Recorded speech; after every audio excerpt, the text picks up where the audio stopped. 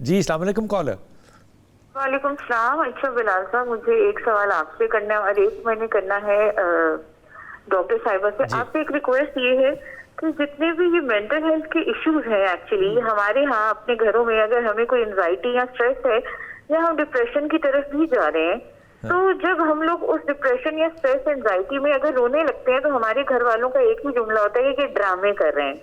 हाँ और हमें कोई हमारी मेंटल हेल्थ कंडीशन को कोई समझता ही नहीं है और ना समझना चाहता है। इस वजह से डिप्रेशन की एक्सट्रीम आ जाती है और उसके बाद बहुत सारे और मसाइल पैदा होने शुरू हो जाते हैं। ये रिक्वेस्ट है कि प्लीज लोगों को, पेरेंट्स को इस बात पे बताएं कि अगर आपका बच्चा खामोश है तो वो स्ट्रेस में हो सकता है। वो जेन जी कह के या जेन अल्फा कह के या किसी भी और मिलीनियल्स कह के उनको इस तरह से मत ट्रीट करें कि इनका तो ये मसला है, ये तो ड्रामे करते हैं और इनके मूड स्विंग्स ऐसे हैं। हो सकता है वो किसी स्ट्रेस या एंजाइटी का शिकार हो। दूसरा मुझे अपने बारे में ये पूछना था कि मुझे ना कभी कभी लोनलीनेस के ना पैनिक अटैक्स होते हैं। मतलब loneliness in the mean sense कि बहुत सारे फ्रेंड्स होते हैं आपके लाइफ में, वो आपको वक्त के साथ साथ इस्तेमाल करते हैं, छोड़ देते हैं। जब उनकी बारी होती है सुनाने की तो हमारे कान उनके लिए होते हैं सुनने के लिए, लेकिन जब हम उनको अपना कोई इशू बताना चाहें, सुनाना चाहें, तो वो स्पेस बिल्कुल खाली होती है। तो ऐसा लगता है कि जैसे कोई सुनने वाला ही नहीं है। घर वालों को आप सुना नहीं सकते, फ्रेंड्स को आप सुना नहीं सकते, फिर जो लोग आपके साथ मुखलिस होते हैं आपका ट्रीटमेंट उनके साथ भी वैसा ही हो जाता है जैसे उन्होंने भी आपके साथ पता नहीं कितनी बुरा सलूक किया है। तो थोड़ी थोड़ी देर बाद रोना आना शुरू हो जाता है। फिर उसके बाद किसी भी बहुत सारी चीजों से, शुक्र अल्लाह का, ब्लेस्ड हैं हम लोग, लेकिन बहुत सारी चीजों के ऊपर ऐसे लगता है कि जैसे पता नहीं कुछ भी नहीं है मेरे पास या बिल्कुल ही सारी स्पेस खाली है। इसके हवाले से मैं पूछना चाह रही थी कि ये क्या होता है। आपने बड़ी ही बहुत ही सेंसिटिव और बहुत ही डीप बात जो है ना ये पूछी है। आप जेन्युइनली कोई सोचने वाला ही पेशेंट है ये। वो कहते हैं ना सोचा नहीं था मौजा ही मौजा, तो बेटा जब सोचे हो तो फिर मौजे मुझे कोई नहीं होती।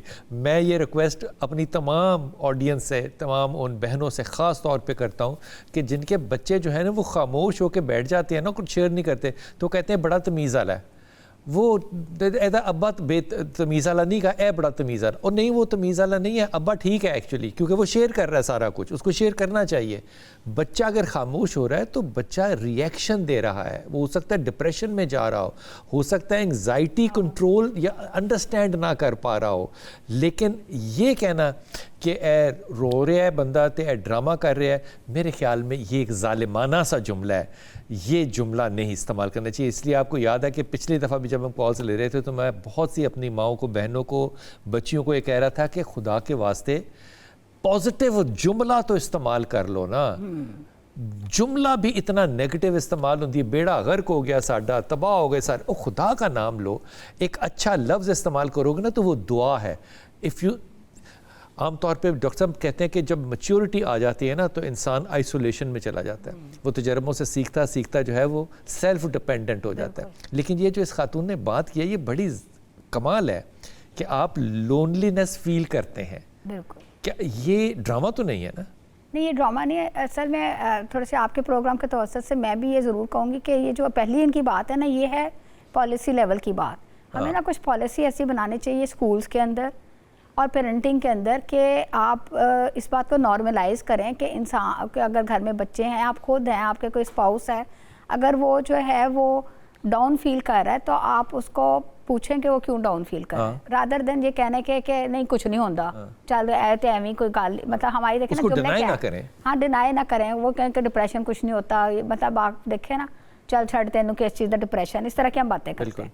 तो आप एक तो डिनाई ना करें, बच्चों को ख़ास तौर पे पूछ लें कि क्या बात है, क्या वजह है, और ये कि इस बात को नॉर्मलाइज़ करें कि हाँ इंसान डिप्रेस हो सकता है, एंशियस हो सकता है, उसको आवाज़ें सुनाई दे सकती हैं, उससे पूछें, उससे बात करें और उसको कहें कि it's okay, it's a normal reaction, normal बात है, हम डाउन हो सकते हैं। एक बात।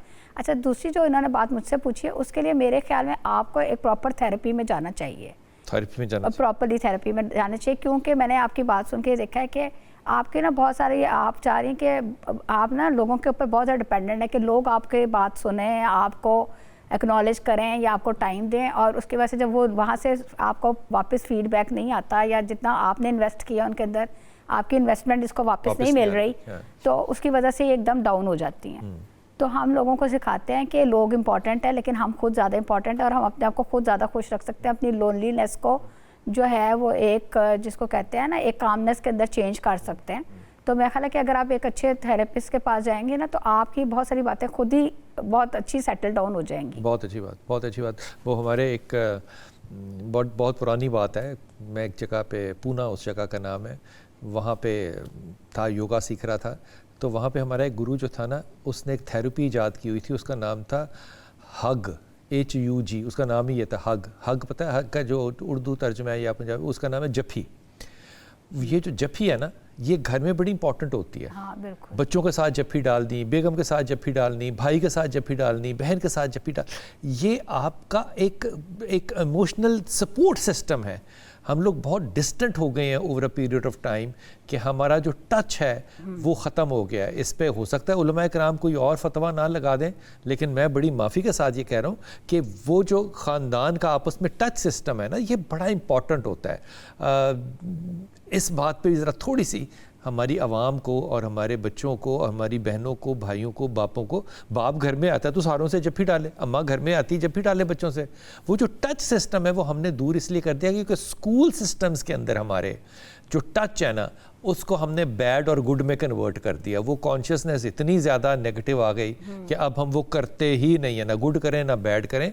बच्चों के साथ, बड़ों के साथ अच्छी टच करना, कंधे पे हाथ रखना, प्यार करना, गले लगाना, ये ख़ानदान के अंदर होना चाहिए। ये मेरा अपना ज़ाती ख्याल है और मैं बिल्कुल इस बात पे मुत्तफ़िक हूँ। मैं अपनी फैमिली में, हम लोग आपस में मिलते हैं, हम बहुत क्लोज़ हैं, आते जाते एक दूसरे को टच करना, हाथ लगाना, हग करना, पूछना क्या कर रहे हो, एवं ही 30 सेकंड बाद दोबारा पूछना उनकी कर रहे हैं तो क्या वही कर रहे हैं जो पहले कर रहे हैं। ऐसा वो you need to communicate and share the things.